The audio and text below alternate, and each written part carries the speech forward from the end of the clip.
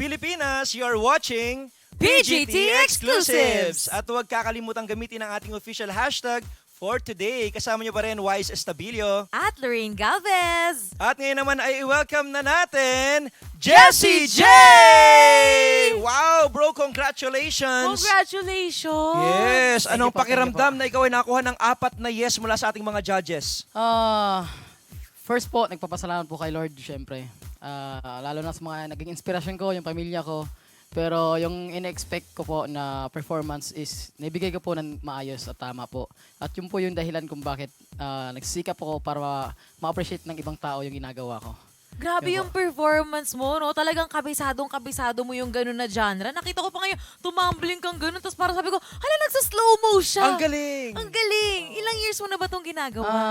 Since grade 2 pa po ako, 20 years. Matagal-tagal na rin. Ano to, nag-training ka ba? Or paano ka Sariling paano mo siya sikap inaral? ko lang po. Sariling sikap ka lang. So Opo. yung mga kalaro mo, kababata Oo, mo. nung kababata ako dati kasi bago pagkatapos ng school namin nung elementary pa ako, pupunta po, tabing dagat lang po kami sa likod. Tapos doon po kami nagka-tabling. Sa dagat mismo? Opo, sa Ikaw buhangin yung ko. leader, kumbaga, kapag Hindi po, nagtuturo. para lang ako po yung medyo low lang sa amin. Opo.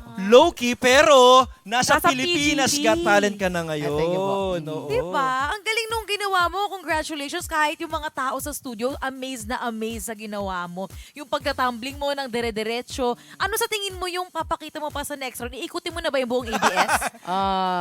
Sadyang ano lang po. Medyo simple lang, pero surprise. Ay! Yun ang kailangan nating abangan. Opo. Pero alam mo, kasi kanina, habang nanonood kami, sobrang amazed kami dun sa pag-backflip mo. Ilang backflip yun? Nabilang mo ba siya?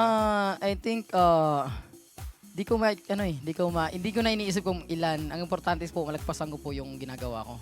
Pero yung mga viewers natin, Lorraine, ha? Yes, Oo. paalala lang natin na syempre, professional na talaga si Jessie J. Kaya mag-iingat po tayo kung gagayahin man natin siya, di ba? Kailangan natin mag-ingat-ingat dahil nga yung nakwento nga ni Jessie J, may nangyari sa kanya noon at yun naman ay eventually na-lead din naman dito sa Pilipinas Got Talent. Yes. At saka i-hire nyo na lang po siya. Maging, di ba, pwede ka ba lang i-hire para i-train mo sila? Bakit naman hindi?